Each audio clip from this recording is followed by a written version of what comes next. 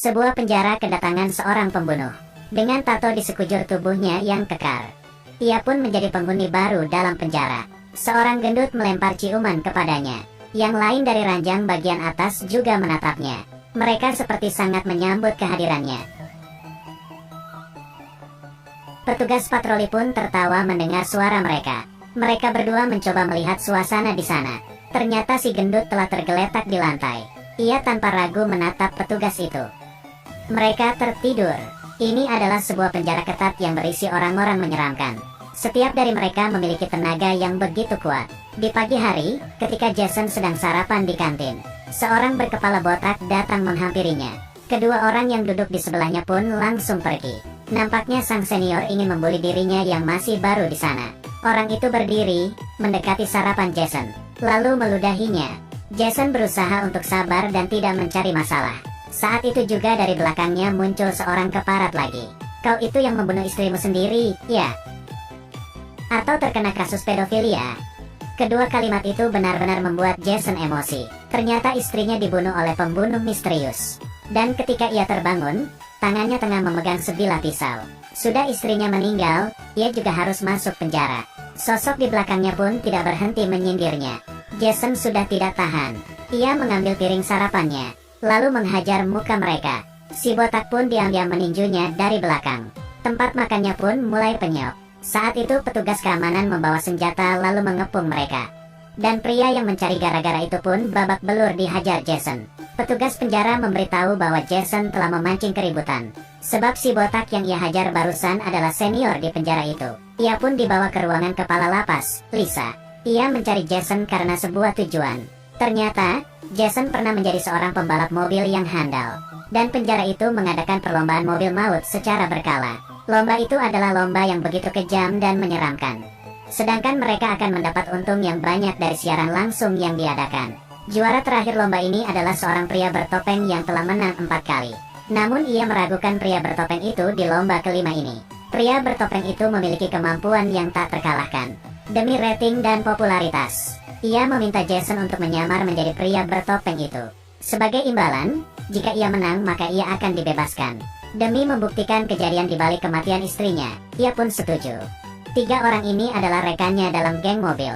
Mereka memberitahu peraturan perlombaan, bahwa lomba ini terbagi menjadi 3 babak, dan sebisa mungkin agar mengalahkan semua musuh di 2 babak pertama, serta bertahan agar tetap hidup sampai akhir. Barulah di babak ketiga menjadi pertarungan sengit sesungguhnya.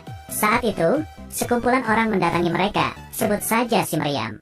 Orang itu berkata bahwa sang pria bertopeng telah meninggal di bawah tangan mereka. Namun mereka tidak tahu bahwa pria bertopeng itu sesungguhnya telah berganti orang. Mereka pun membual dan berkata akan membunuhnya. Setelah mereka pergi, petugas penjara datang membawa beberapa orang pidana. Perhatian Jerry pun tertuju pada gelang yang dipakai orang itu. Ternyata ketika istrinya dibunuh, ia melihat si pembunuh mengenakan gelang yang sama. Ia merasa bahwa kematian istrinya ada hubungannya dengan penjara ini. Ia tak sempat berpikir panjang, dan perlombaan pun dimulai. Sekelompok wanita turun dari mobil. Mereka datang ke penjara itu dengan membawa misi masing-masing. Seorang gadis pun naik ke mobil Jason. Jason pun memberitahu gadis itu bahwa sosok pria bertopeng telah berubah. Ia pun membuka topeng yang ia kenakan. Kamu lebih tampan dari pria sebelumnya. Namun wajahmu akan berubah setelah kecelakaan nanti. Di saat yang sama, Lisa mengamati lomba dari dalam ruangan. Demi menghiasi perlombaan, ia pun dari penjara lain mengundang beberapa wanita seksi untuk menjadi pengawas. Ke-9 mobil di sirkuit mulai memanaskan mesin mereka. Setelah lampu hijau menyala, semua mobil secepat kilat langsung melaju. Terdengar suara gesekan ban di seluruh sirkuit, dan suara mobil yang bersenggolan. Karena pengalamannya menjadi pembalap handal, Jason pun dengan cepat meraih posisi pertama. Namun Lisa masih menganggap enteng lomba ini. Pertarungan dalam lomba ini benar-benar sengit. Mobil Jason ditabrak oleh si meriam hingga keluar arena balap. Di tengah perlombaan, Lisa membuat pengaturan baru. Aktifkan pedang dan perisai.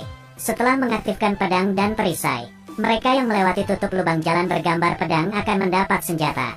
Yang melewati gambar perisai akan mendapat tameng. Dan yang melewati tengkorak berkesempatan memberi jebakan pada pemain lain. Setelah melintasi gambar pedang, si meriam mendapat Gatling gun dan menembakinya ke segala arah. Saat itu sebuah mobil melewati simbol tengkorak, memunculkan 2 paku raksasa. Mobil di belakang pun menabrak paku itu. Dan paku itu mulai meremukkan seisi mobil. Lalu terdengar ledakan yang menggetarkan seisi penjara. Satu mobil telah tereliminasi. Saat itu juga perlombaan menjadi semakin sengit. Mereka tak henti-hentinya melintasi simbol pedang. Lalu menembaki musuh mereka dengan senjata Gatling. Mobil yang melintasi simbol perisai dapat melepaskan minyak serta paku. Paku tersebut akan mengempeskan ban mobil, membuat mobil itu hancur terguling. Dan terakhir menembakinya dengan misil. Mobil kedua pun tereliminasi. Saat itu jumlah penonton telah mencapai 46 juta orang. Mobil Jason pun akhirnya melintasi simbol perisai. Muncul perisai di bagian belakang mobilnya. Perisai itu ditembaki hingga berlubang. Jika diserang terus maka perisai itu menjadi tidak berguna lagi. Di saat yang genting itu, peluncur alat peledak Jason tidak bekerja. Ia pun menyuruh si wanita untuk mencabut alat di atas pahanya dan melepas secara manual alat peledak itu. Bahan peledak itu mengenai dinding dan melumuri seisi mobil di belakang. Wanita itu mengambil pemantik api dari mobil, lalu pergi membuangnya. Mobil yang terbakar itu pun ditabrak oleh mobil lain di belakangnya. Mantap! Namun saat itu juga seorang pebalap di sebelah memberinya sebuah isyarat. Jerry pun tercengang, karena gestur itu merupakan gestur yang sama yang dilakukan oleh pembunuh istrinya. Ternyata pembunuh istrinya berada di penjara yang sama dengannya. Semua merupakan pengaturan dari Lisa. Tersisa 6 pebalap yang masih bertahan hidup. Jason pun memutuskan untuk tidak mengikuti lomba selanjutnya. Tak disangkan, Lisa malah mengeluarkan foto putrinya Jason. Ia pun mau tidak mau harus melanjutkan pertandingan itu. Babak kedua pun dimulai. Namun Jason kali ini sengaja memperlambat mobilnya. Dia bertanya pada si wanita mengapa senjata di mobilnya bisa rusak. Apakah pria bertopeng sebelumnya mati di tangannya si meriam? Ternyata wanita itu telah menandatangani sebuah perjanjian dengannya, di mana jika ia bisa merusak senjata Jason, ia akan dibebaskan. Dan alat yang rusak kemarin merupakan ulah darinya. Tujuannya agar Jason tidak lanjut ke babak berikutnya. Kejujurannya membuat mereka berdua menjadi saling akrab. Jason pun menginjak dalam-dalam pedal gasnya, mencoba menghabisi pembunuh istrinya itu. Ia pun mengejar mobil orang itu dan menembakinya dengan gila. Keduanya pun saling baku tembak. Senjata mereka terlalu ganas. Jason membelokkan mobilnya dan melepaskan asap hitam. Mobil si pembunuh itu pun menabrak pembatas beton. Dia membuka pintu mobil lalu menghantam si pembunuh itu. Kau tidak boleh berhenti. Dan kau tidak boleh turun dari mobil. Jason tidak peduli dan segera turun, memegang leher pria itu dan menghancurkannya dengan sekali putaran. Pandangannya tertuju pada CCTV, menatap dengan penuh kekejaman. Lisa pun tidak terima ada yang melanggar peraturannya. Keluarkan kendaraan perang. Sebuah kereta besar pun bergerak keluar. Sementara itu rekan si meriam mulai cerewet. Ia pun menendang rekannya itu keluar dari mobil. Kereta perang itu pun memasuki arena balapan. Mesin gun di atas kereta itu bisa menembak sebanyak 2000 peluru tiap detiknya. Seketika semua mobil di sana habis ditembak sampai tak berbentuk. Rudal yang ditembak kereta itu dapat membakar habis sebuah mobil dalam sekejap. Ini bukanlah arena balap, tapi sebuah medan perang. Sampai akhirnya tersisalah 2 mobil di arena, yaitu mobil Jason dan mobil si meriam. Mereka berdua menembaki kereta itu dari depan hingga menutupi pandangan pengendaranya. Mereka pun melewati simbol tengkorak, dan kereta itu pun tertancap di paku raksasa. Api ledakan pun membumbung tinggi ke langit. Lisa sangat geram. Semua orang di dalam penjara menyambut mereka berdua. Baru pertama kali ada orang yang berhasil mengalahkan semua kekuatan dari Lisa. Jason dan si meriam pun berteman sejak itu. Besoknya Lisa pun berniat untuk menghabisi Jason. Namun petugasnya berkata itu akan berefek buruk pada acara balap kali ini. Jangan bodoh, pria bertopeng itu tidak akan mati. Dia diam-diam mengirim orang untuk mencabut alat anti ledakan di mobil Jason. Babak terakhir pun dimulai. Sekarang hanya tersisa sang pria bertopeng dan si meriam. Malam ini hanya ada satu orang yang keluar hidup-hidup dari arena. Keduanya mobil itu langsung berlari hingga mencapai kecepatan 160 km per jam. Si meriam dari belakang mulai menembaki Jason dengan Gatling gunnya. Jason pun menginjak simbol perisai. Namun senjata di mobilnya tak berfungsi. Tentu saja ini merupakan ulah dari Lisa. Mobil di belakangnya itu terus menembak mobilnya bertubi-tubi. Pelat besi di mobil Jason sedikit lagi akan hancur. Ia pun memutuskan untuk melepaskan pelat besi di mobilnya itu. Apa? Lakukan saja. Pelat besi itu dicabut dan terlempar ke belakang. Tentu saja si Meriam sudah siap menghindar. Ia pun menyiapkan senjata terakhirnya. Si Meriam melepas rudal di mobilnya. Dan Jason pun menghindar. Tembok penjara itu pun hancur ditembak rudal si Meriam. Hal itu membuat Lisa termangu. Ternyata mereka berdua bekerja sama untuk bebas dari penjara itu. Mereka pun saling menatap dan tersenyum karena strategi mereka berhasil.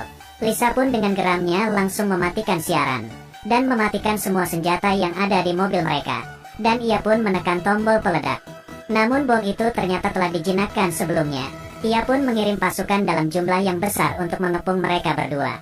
Jason dan si Meriam sepakat untuk berpisah jalur agar memecah musuh di belakangnya. Namun Lisa benar-benar tidak ingin agar Jason bebas begitu saja. Si wanita pun berkata pada Jason bahwa dia akan tetap di mobil untuk mengalihkan perhatian pasukan itu. Karena ia telah menandatangani perjanjian, sehingga penjara sudah pasti akan membebaskannya. Jason pun segera keluar dari mobil. Beruntung dirinya tidak terluka saat melompat. Seketika Jason terdiam. Mobil pun diambil alih. Si wanita memakai topeng dan berdiri di atas mobil. Rating dari siaran Lisa pun berhasil memecahkan rekor. Dan ia pun mendapat sebuah hadiah, berupa sebuah bom. Sekali pencet, si kepala penjara itu pun meledak tak bersisa. Jason dan si Meriam pun membangun sebuah pabrik mobil. Sebuah mobil masuk ke pekarangannya. Turunlah seorang wanita yang selama ini menemaninya berlomba. Mereka bertiga hidup harmonis. Film ini benar-benar menakjubkan. Demi meningkatkan rating, seseorang harus rela dituduh masuk penjara. Film Diterace ini akan berlanjut pada seri berikutnya.